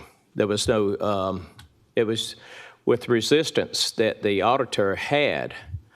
So moving forward, what we was disclosed in legal, am I allowed to say this, Attorney? As far as... I would recommend not. Okay. All right. As far as the information that was given to us in legal, it was not a lot of checks was written, but then again, the same thing that was said on this floor, we could not substantiate it. And this has been a 6, 7, 8-month audit, and it's a shame. I'm not saying that anybody's doing any wrongdoing, but we can't find out the information. We cannot get anywhere on this, and you talking about a lot of money that we can't substantiate with. And like I said before, the only organization, because this is federal money, the only people that could actually require people to come in where we don't have that authority is the federal FBI. And I believe that's the path we need to move forward to, because if not, it's going to continue to do what we did 3 weeks ago. It becomes null and void. We got the audit back and ho-hum, that was it. But the ho-hum result, I'm sorry? The ho-hum results was we still don't have any more information than we did 6, 7 months ago, and that's a shame. Now, I imagine some of my colleagues will hopefully step in, discuss, but my motion is to move this forward to the federal level. Thank you, Mayor Pro Tem. The Mayor Pro Tem has put that in the form of a motion. There's been a second by Commissioner from the 8th. Ladies and gentlemen, I've always said that when it comes to the dollars that were entrusted to this government as it relates to COVID-19, those dollars should have been used by so many people that needed them. And it's unfortunate that we do have the internal accounting controls that have not provided clarity as to where those dollars went. And I believe the general public should know where those dollars were used and how they were spent. And it's way beyond time that we provide that to the citizens of Augusta, Richmond County, not standing that there was anything that was criminal wrongdoing. We don't know, but we do know that there's a lot of unanswered questions as it relates to those funds and a lot of other things. So the chair recognizes Commissioner from the 4th, Commissioner Lonnie Wimberly. Thank you, Mr. Mayor. Mr. Mayor, I was in that same meeting, and I could agree that there still need to be some more work done. But I hate to have an agency come back and tell us that what they found was our own sloppy work that we did not correct ourselves. Because as you already stated, there was no indication of criminality in anything that was presented to us. So what are we looking for? Or do we want to create that, or we just want to create noise? Talking sometimes does not mean that you're putting out information. You might be just making noise. So right now, I don't want to be part of a body that's just making noise. So I don't see how we're going to find anything from what that auditor presented to us at that time to say it was criminal. I agree that there's a problem with the way it was managed, but I did not see any criminality in it. Thank you, Mr. Mayor. Thank you, Commissioner Wimberly. Chair recognizes the Commissioner from the 9th, Commissioner Francine Scott. Thank you, Mayor Johnson. Mayor Johnson, may I ask the Administrator a question, please? Yes, you may. Madam Administrator. Madam Administrator, when the young lady came before us to give us her findings several months ago, did we not do another contract with her to come back with some other information? And if that's the case, why are we jumping ahead? Let me answer that first. So what we contracted with Cherry Beckert is for them to start the 2025 CEPA. So that's to get us prepared for the 2025 audit is what we actually requested them to start working on. That's the one that we got approved by the governing body. Thank you. You're welcome. Mayor Johnson, can I ask the attorney one question? Yes, ma'am, continue. You have the floor. Attorney Mann, the procedure for calling in law enforcement, do we start with FBI or do we start with our own GBI first? Or does it make? To be honest, I'm not sure. It'd probably be our recommendation to instruct us to reach out to maybe the U.S. Attorney's Office and ask for some guidance on this and see what the recommendation would be from them for the next step, if there's any interest from them. I know that'd be my ask at this point. Thank you, Attorney Madden. Commissioner Scott? Mayor Johnson, when it is appropriate, I would like to make a substitute motion, please. Yes, ma'am. You can go ahead and make it now if you don't mind. Thank you. I would like to make a substitute motion to have the U.S. attorney come in to U.S. Attorney's Attorney- Office, he said. Is that right, Judge? U.S. Attorney's Office, right? the U.S. Attorney Office to come in prior to having the FBI. All right, Madam, from the 9th, there's been a substitute motion to have the U.S. Attorney to provide guidance before calling in the Federal Bureau of Investigation. Is there a second to that motion? Second. There's a second by Commissioner Stacy Pulliam. Madam Clerk, we have a second. All right, we're going to go through the queue. Commissioner Scott, Commissioner Tina Slindak from the 7th. Thank you very much. I don't know about the rest of you guys, but I don't have a constituent in my district that would probably say, don't do this. Honestly. All this money not accounted for, mismanaged or what? But folks, it's unacceptable. It's unacceptable that it happened in the first place. But right now, we've got to find the end to this, the bottom to this. You know, I hope we find that nobody needs to be arrested or go to jail. I don't want to see that. But my constituents, and I can guarantee you most of y'all's constituents are not happy. I get asked all the time, well, what happened? What were the results? What happened? Where did it go? And I don't know what to tell them. So I, for one, I think we need to go to the FBI, and we should have done it. I thought we were, and then something got received as information or something, never went anywhere from that. But that's all I'm going to say is my constituents want to know what happened to that money, and I'm going to vote for that.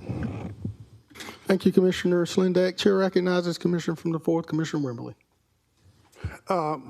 Mr. Matt, this is for the administrator. Yes. Did we receive a final audit? Did we receive the final report on the audit? Did we receive that For yet? the Housing and Community Development Audit? ma'am. Yes, sir. It's actually posted online, yes, sir, when she provided her report. Okay. That was it? Yes, sir. Thank you. Commissioner from the 3rd, Commissioner Catherine Smith Rice. Thank you, Mr. Mayor. I'm going to piggyback off what my colleague from the 7th said.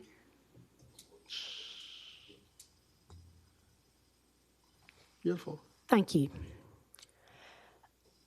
This has been going on too long, and yes, we've been waiting for answers, but after thinking about this, and I hear this, I'll go to functions, I'll be out and about, and I'll be at the grocery store. What are y'all going to do about that audit? What are you going to do about this? You know, we're talking about, we had a former mayor in here, former commissioner in here earlier saying, you know, talking about districts suffering and all that. Well, the people, too, citizens are out here suffering when they have to sit here and wait for us to come up with a decision on an audit when we've been doing this for over a year.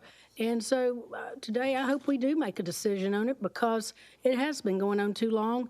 And who knows, I don't want to look for wrongdoing neither. But if it's there, and it needs to be addressed. And, you know, hopefully we won't have to go in other departments and find this out. But whatever we do today, I know where my vote's going to be. So thank you.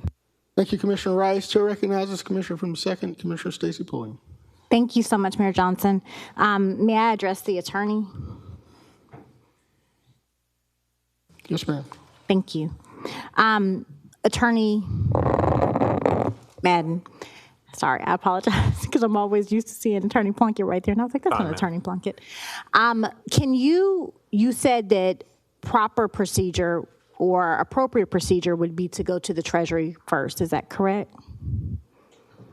No, what I asked was for us to allow us the opportunity to discuss this with the U.S. Attorney, as this is something new for me as well. Okay. I don't know the proper procedure. I think anybody at any level could ask for they can reach out to the FBI and ask for an investigation. Okay. So I think it'd be appropriate for us to maybe talk to the U.S. Attorney. To go any further, I'd probably recommend us to go into legal session to discuss this. okay. But otherwise, I think that'd be my recommendation. Okay. So you recommend going to the U.S. Attorney to get the proper procedure. Is that correct? Yes, and allow us to do the research ourselves to see what would be the proper next step. Okay. So if our attorney is suggesting that the proper procedure would be to go to the U.S. Attorney, and we trust him as our interim attorney team, why would we skip that process of talking to the U.S. Attorney who would know how to direct us appropriately? Why are we taking that into our own hands and just going straight to the FBI? Is it because we know that to be the correct procedure? Mayor Johnson, I'm somewhat addressing the body. I don't know how to do that without asking each one individually. But if our attorney is saying that we should talk to the U.S. Attorney first prior to going to the FBI, does someone on this dais have the expertise in that field that surpasses our attorney who is recommending that we talk to the U.S. Attorney first? I don't know if anyone has the expertise, but I know ultimately the voters of Augusta, Richmond County have demanded to know where these dollars have gone. So. Yes, sir. And so our voters demand to know full transparency in every decision that we make, rightfully so. But there's still a procedure, a proper procedure that needs to be followed. And so if our attorney that we're paying is telling us, suggesting to us to first talk to the U.S. Attorney, why would we overlook that and just do what we want to do? Madam from the second, I think ultimately it's up to this governing body to decide what's in their best interest, and that's how they're going to vote. I mean, our recommendation from the attorney is just a recommendation, but ultimately these were federal dollars that were supposed to be directed to people that needed the money most, and those dollars were not spent in that manner. And not saying that there's any criminal wrongdoing, but we owe the people an answer. Okay. Right. May I address the attorney again? Yes, you may. Okay, thank you. So, Attorney Madden, why is your suggestion or your recommendation to talk to the U.S. Attorney, sir? Again, to clarify, I think the question Ms. Scott asked what I would recommend. That was my recommendation. Again, as the mayor stated, that this body can vote to do whatever this body wishes. If they would desire to turn it over to the FBI directly, that is the will of the body, then that can be done. This is something new for us, is all I'm saying. And I don't know the proper procedure. Then you can vote to turn it over to the FBI, or you can allow us to talk to the U.S. Attorney's office, that would be the person we would discuss it with that has a connection to the FBI. Yes, sir. Why was that your suggestion? Again, because the reason I stated is because, again, this is a new step for us, and that would be my recommendation for us to allow us to talk to the U.S. Attorney's Office and see the proper procedure for doing that. But again, this body has the ability just to vote to turn this over to the FBI if they wish. Okay. So if this body would like to just vicariously do things and not find out what the proper procedure is, you're saying that that's in this body's hands to do so, but your recommendation would be for you to talk to the U.S. Attorney so that they could give you the proper procedure. Is that correct? I'm not saying that voting to turn this over to the FBI is an improper procedure. The question was asked what I would recommend to do, and that's what my recommendation would be to do for that, if you wanted us to be involved in it. Or this body can vote to turn it over to the FBI directly and take it out of our hands, which is fine as well. So I still stand with my second, with what Commissioner Scott was asking for the attorney to talk to the U.S. Attorney first. That way we could actually get the proper procedure and know all of the ins and outs of what it is we're asking for. They can give us clear direction, because I'm assuming you offered that recommendation for a reason, because you thought that that might be the first place to check. So I still stand by my second. Thank you, Mayor Johnson. Thank you so much, Commissioner Pulliam. Chair recognizes Commissioner Don Clark. Thank you, Mr. Mayor. Hey, I think the biggest thing, Attorney Manton, I'm curious about your recommendation. So your recommendation is to go to the U.S. Attorney. From there, the U.S. Attorney will then be able to determine and dictate if it needs to go to the FBI for further investigation and clarity, correct? And that's correct, and they may tell us to go directly to the FBI. Correct. So I don't have that answer at this time. right. So at any step, the recommendation is let's take it there, let's get the direct recommendation, or just take it and just give it to the FBI like was previously stated, correct? Correct. Right. But so let me ask this, and this is either you or the administrator. What was the date that we received that last, the final audit? You all remember the date? I don't remember it either. I know it was a while ago, and I know there was some response that there was going to be some additional information provided. And I think that's why Commissioner Guilfoyle is bringing it up today, because we hadn't gotten it, and it had been some weeks. Did we execute some due diligence to be able to kind of determine next step path for us, or? So there were additional discussions with the auditor. However, it really gave us the same results that the presentation provided, and that was a lot of concern or questions in regards to each of those respective purchases or checks or what have you. Right. There was just not an ability for them to actually reconcile each of them. Okay. So, and the additional dollars, there were no additional dollars provided to that provider that executed the audit? Not that I'm aware of that she brought up any additional dollars. It was just basically the same scope of what she responded and provided to the governing body and to the public was exactly the same thing that was discussed when we had our internal meeting. Yeah, because I think the one thing about it, and this is my viewpoint on it, this is Don Clark's viewpoint on it specifically, I think all of us, even with the two competing motions, we're all wanting the same thing. We want more due diligence to determine how the dollars were appropriated. We know that there was some misappropriation of the dollars, but basically we can't turn this over to GBI because they're federal dollars.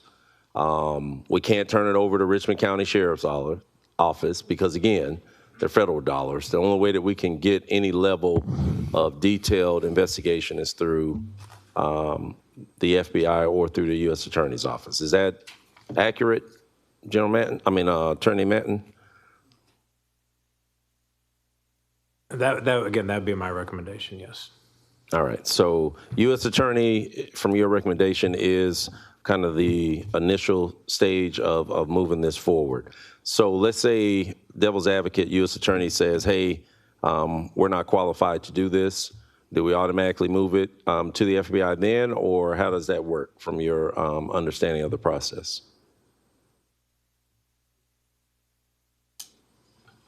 Again, this is new to us. Yeah, I'm tracking. I'm trying tracking. to run it through my mind how it would work. I guess the vote would be, I guess the recommendation would be then to, the will of the body be to move it directly to the FBI and let them do the investigation. Okay. So you said your recommendation will be to send it there, or? No, my recommendation was to allow us to discuss this with the U.S. Attorney's Office to see what their recommendation would be. Okay. So with the two commissioners that made the motions, would it be ideal for us to combine them as far as starting with the U.S. Attorney? If the U.S. Attorney comes back with a recommendation that, hey, it's nothing we can do, move to the next phase, would that be more comprehensive and ideal? I might have some value to this conversation. So. Okay, I'll stand down, Mr. Mayor. Thank you, Commissioner Clark. Commissioner Slindak, do you want to come in, or you yield? All right, Commissioner Guilfoyle, the floor is yours. Attorney, I did a little Googling on this stuff. For the FBI, fraud, embezzlement, kickbacks, misuse of grant money or personal gain, false billing, or fake contracts. The Attorney General is best for legal action prosecution. The Attorney General doesn't typically take raw complaints directly at the local level. Instead, it comes through the FBI investigations, U.S. Attorney Office, or Inspector General. So the Attorney General should not even be in the equation, apparently. But here's one that's... Just to clarify, I don't think I ever stated Attorney General. I think I said U.S. Attorney. Okay. Number 3, the Inspector General, often the most overlooked and powerful. Every federal agency, HUD, DOT, EPA, etc., has Office of Inspector General. Best for waste, abuse, and mismanagement. Misuse of Pacific Programs funds, grants, infrastructure, money, etc. They can audit, investigate, and refer cases to the DOJ and the FBI. I believe if the maker of the substitute motion would use the term Inspector General, I believe that'll be a path forward, since that's in their wheelhouse to look for these 3 items. So I think we were all schooled by, what was listed here. Best use for waste, abuse, mismanagement, misuse of specific program funds, grants, infrastructure, money, etc. They can audit, investigate, and refer cases to the DOJ and FBI. That'll be, if the commissioner from the 9th would like to change her motion to the Inspector General, that might be a path forward for us, and a clean path forward, because everything, whatever we do, if we go to the FBI or what she recommended, we still come back to the same spot months down the road, and we're still going to end up going back to the Inspector General. Commissioner from the 9th, the Mayor Pro Tem has asked you to amend your motion. Mayor Johnson, I don't have a problem with amending the motion. May I address the attorney? Yes. Attorney Madden, you think that's the sound way we could go? I just, it's not that I'm trying to kick the can down the road, but I just want us to do it right. We just had a constituent in here saying that we're not doing processes, procedure and processes, right? So let's start today, not saying we don't know what's going to happen. The audit didn't find anything. Who knows if we move it forward? And I don't have a problem as long as that's something that you think that our law department can handle with. Yes, ma'am. We'd be glad to reach out to the Inspector General if that's the will of the body to discuss this matter with them as well. Thank you. With that, Ms. Bond, I would like to amend my motion, my substitute motion. You just want to amend your, because it's already 2 motions on the floor. We can't get 3. Okay. So if she can amend hers to go to the Inspector General? Yes. Opposed to the U.S. Attorney? Yes. For the attorney, okay.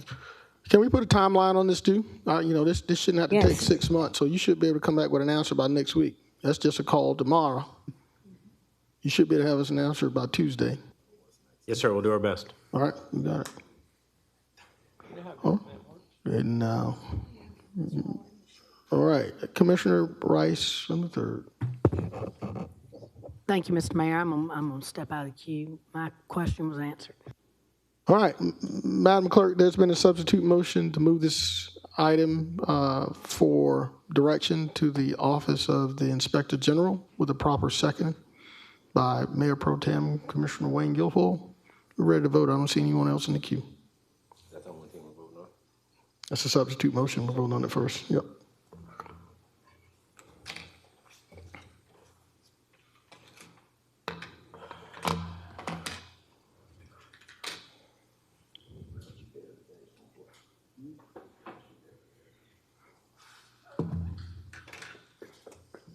That motion carries with Mr. Jordan Johnson and Mr. Brandon Garrett out. Thank you, Madam Clerk. Let's move on to item number 15. I think it has it. That Commissioner from the 4th asked that it be pulled. Item number 15, motion to approve a request from the administrator to commission a feasibility study relative to the SPLOS 8 water park project.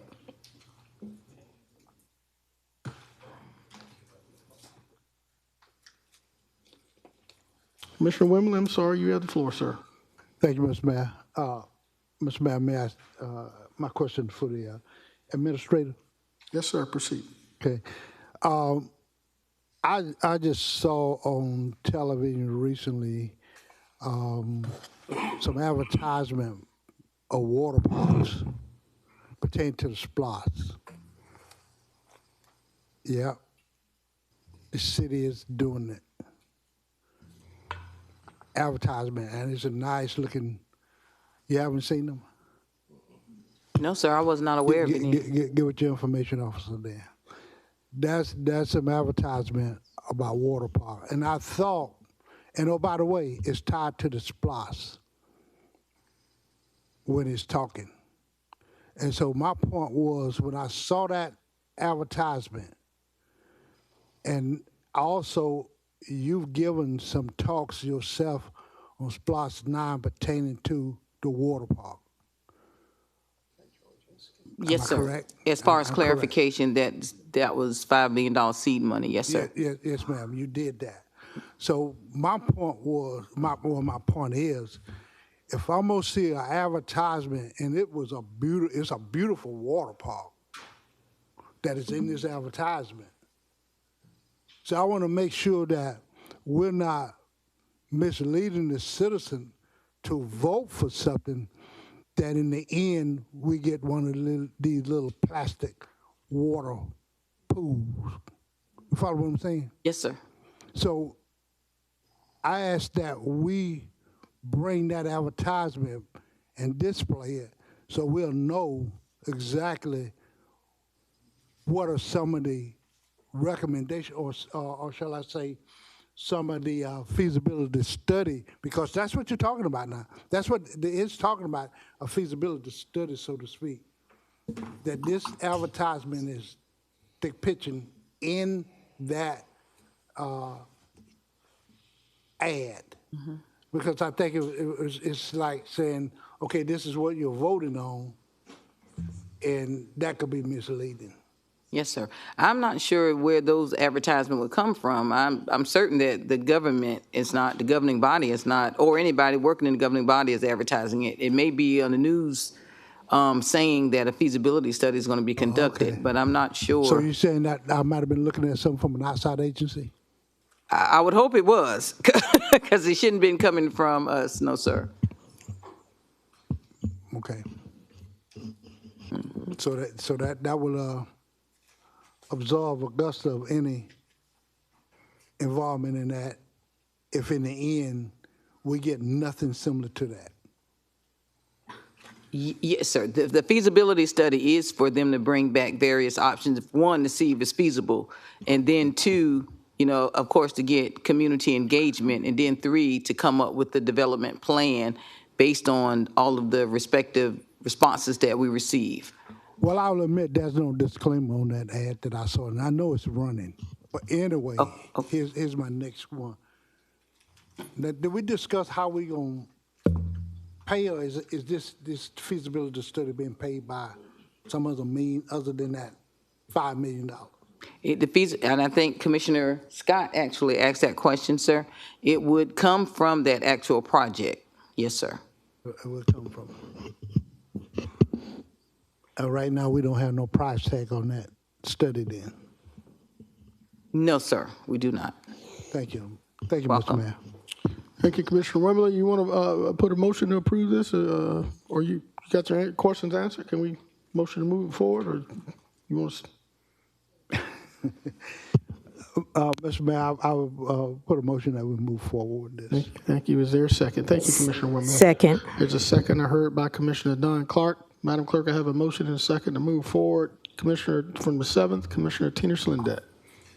Thank you very much. It was my understanding the last time that we talked about this that the feasibility study was going to hopefully be out within a month. Is that correct? Yes, ma'am. Okay.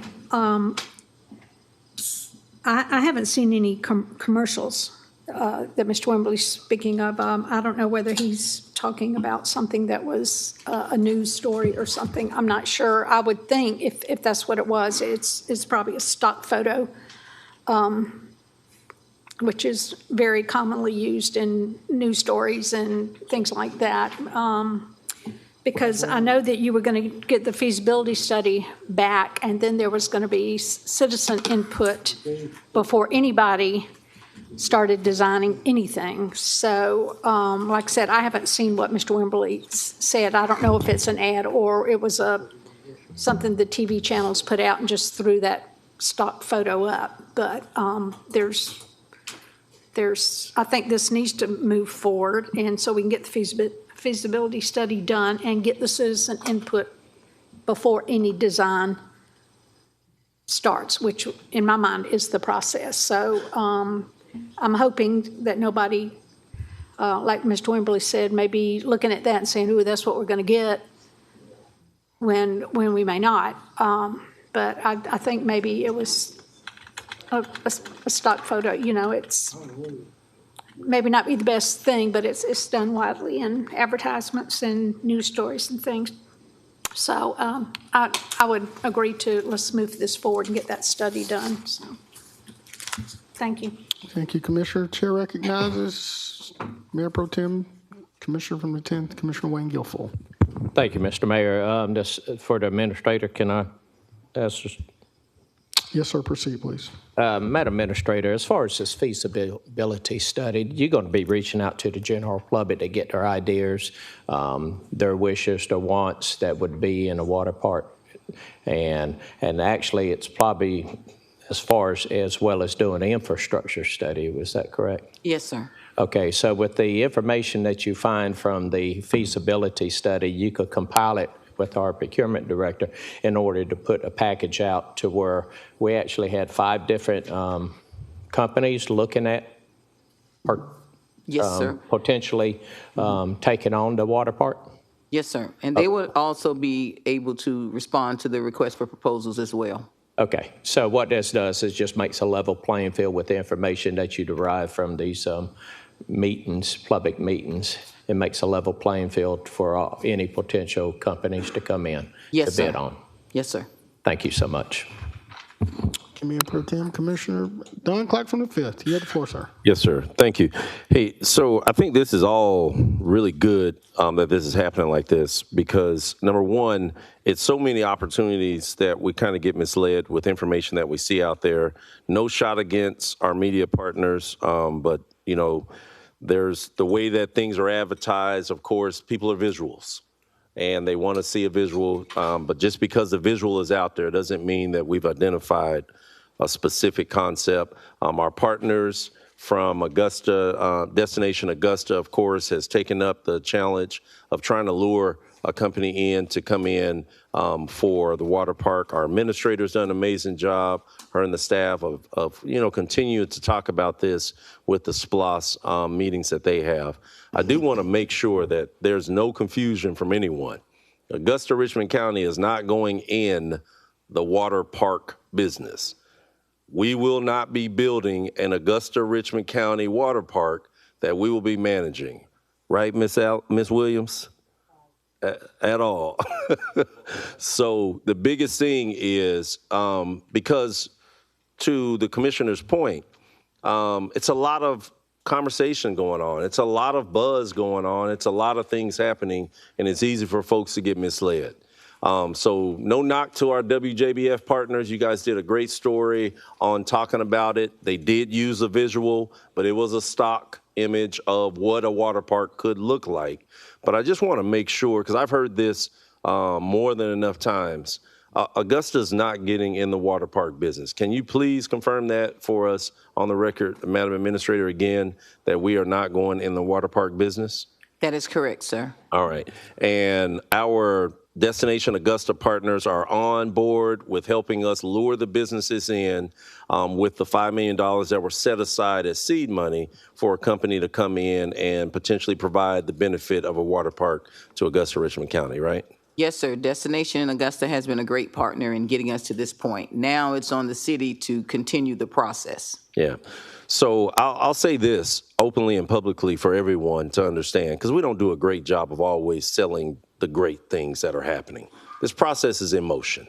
This process is moving. Even though the dollars were approved years ago, still has to go through the process of accumulating those dollars to be able to make the $5 million. So just because something is approved during SPLOS doesn't mean that the dollars will be available that next day. Still has to go through the process of collecting the taxes and of receiving the funds for that. And I'm just saying that for everyone that's listening so that we don't continue to frustrate and confuse everyone. It's not that this process has been sidelined or purposely set aside. It's going through the motions of what it is. This feasibility study is going to give the community a voice in hopefully luring and attracting a company to come in and give us something past the plastic pool that, the commissioner said earlier, or something, less than. So thank you all for all your collective efforts with this, because again, this is what the community voted for and what they're looking for. And hopefully we find a company that's willing to come in and support this, and we can put those dollars to use. Thank you. Thank you, Commissioner Clark. Chair recognizes Commissioner from the 4th, Commissioner Lonnie Wimberly. Mr. Mayor, call for the vote. It's been called for the vote. Call for the question. Commissioner Lonnie Wimberly. Call for the question, Lonnie Wimberly. Commissioner Lonnie Wimberly has made the motion to move this forward. It's properly seconded by the Commissioner from the 5th. Madam Clerk, there's no other colleagues in the queue, and we're voting.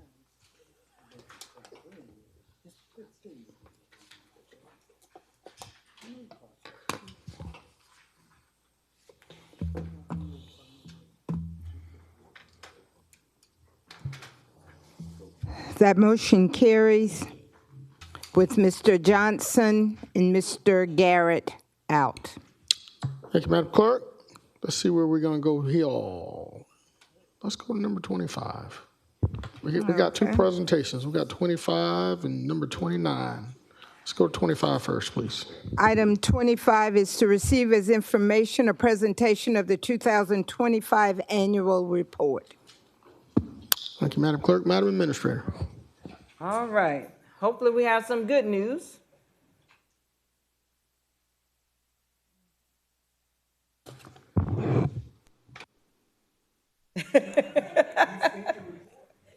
This is good news. You're right, Commissioner Scott. This is good news. Woo. Ms. Richardson? Oh, she's there on the other end. So Ms. Richardson is passing out our 2025 annual report, Evolving Augusta. As you know, Mr. Mayor and members of the governing body, in September 2024, this community faced a devastating event called Hurricane Helene. I am proud to say, as our organization continued to deal with the aftermath of the storm in 2025, we continued to evolve. This 2025 annual report entails the accomplishments made by this organization. I think the governing body can be proud of all that has been accomplished by your current staff. We do not deny, of course, that we have many more challenges to overcome, additional room for improvement, and efficiencies to gain. But we, Augusta, Georgia employees and departments are evolving in the right direction.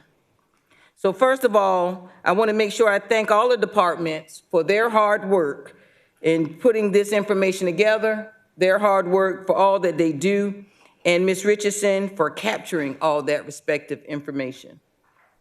In your 2025 annual report, there's a snapshot of Augusta, Georgia government progress, performance, and priorities from 2025. This report highlights key accomplishments, financial transparency, and department impact across the organization.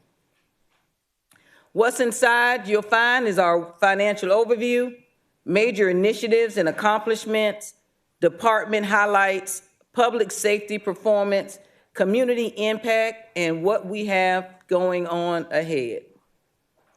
We are going to be publishing this throughout all of our sharing platforms.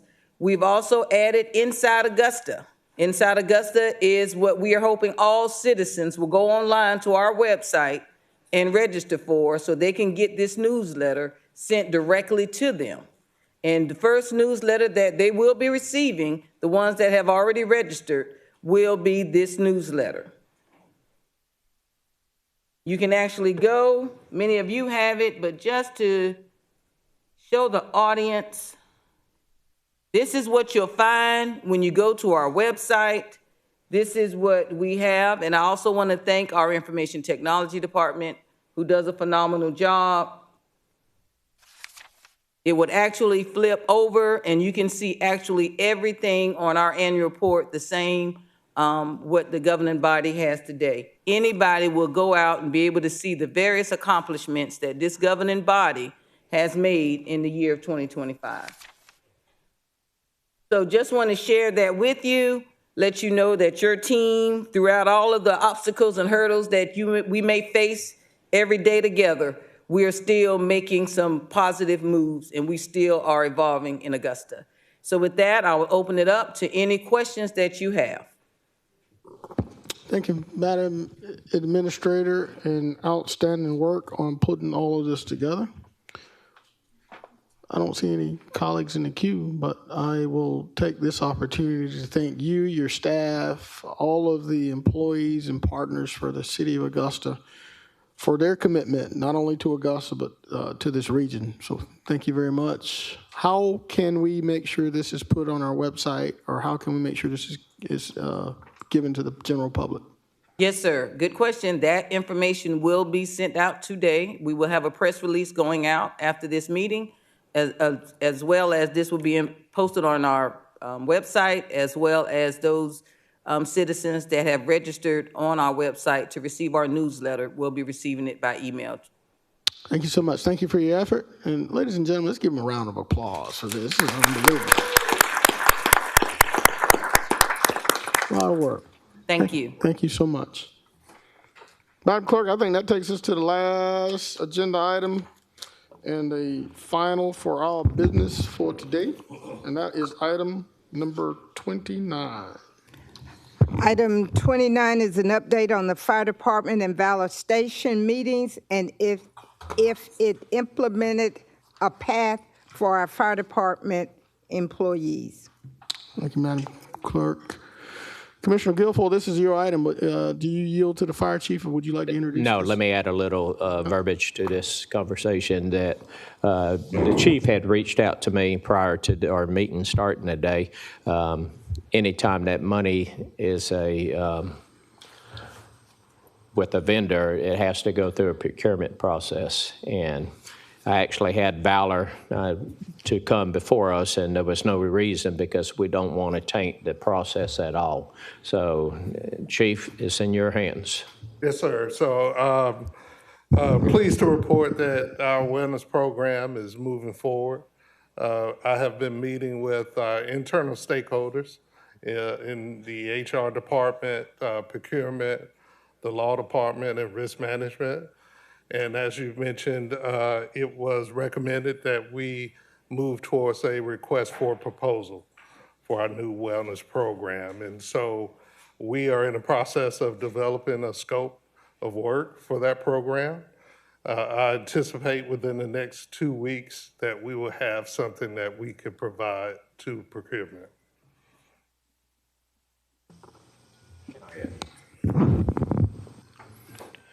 Yes, sir. Continue. Chief, you know, this is much needed for our fire department, our police department, our first responders with the ambulance service, as well as the marshals and code enforcement. Just 2 weeks ago, with that little girl that was beaten to death, we could only imagine it. Your employees seen it. They take it home with them. They can't take that vision out.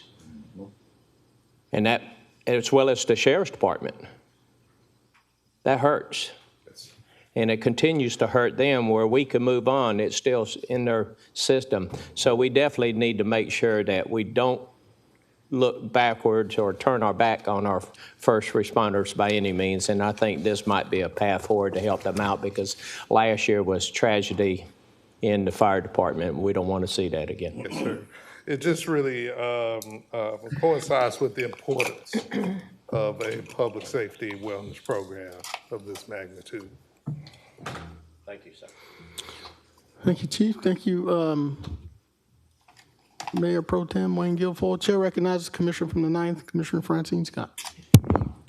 Thank you, Mayor Johnson. Thank you, Chief. Thank you, Mayor Pro Tem Guilfoyle, for bringing this issue up. And I know you have been the front runner in making sure that all our staff is in good shape. So thank you for your due diligence in bringing this forth in a timely manner. I think it's been less than a month and a half you asked for this, and here it is now. So thank you for a job well done. So now we need to not let it sit. We need to move forward. Thank you. All right. Thank you so much, Commissioner Scott. Madam Clerk, I think that's it. Information and we move on? Yes, sir. Without We'll receive this objection? information without objection. Is there any objection from this governing body? Hearing or seeing none is received. Madam Clerk, I think that concludes our business for today. We got out a little early, so we're giving some time back. All right. Ladies and gentlemen, all right, Commissioner, Mayor Pro Tem has asked for a point of privilege. Madam Administrator, where are you going to be at 6 o'clock this evening to give out information where? Warren Road, sir. Discuss what? We're going to be discussing SPLOST and FLOST. All right. It would be good if anybody's listening that you ain't got nothing to do at 6 o'clock. The Warren Road Community Center is the place to be. Thank you, Mr. Mayor. SPLOST 9, FLOST, Warren Road Community Center. Thank you, ladies and gentlemen, for your attention. Thank you for being here today. Madam Clerk, this meeting is hereby adjourned. Thank you. 4:10. Miss Bonnie got Bible study.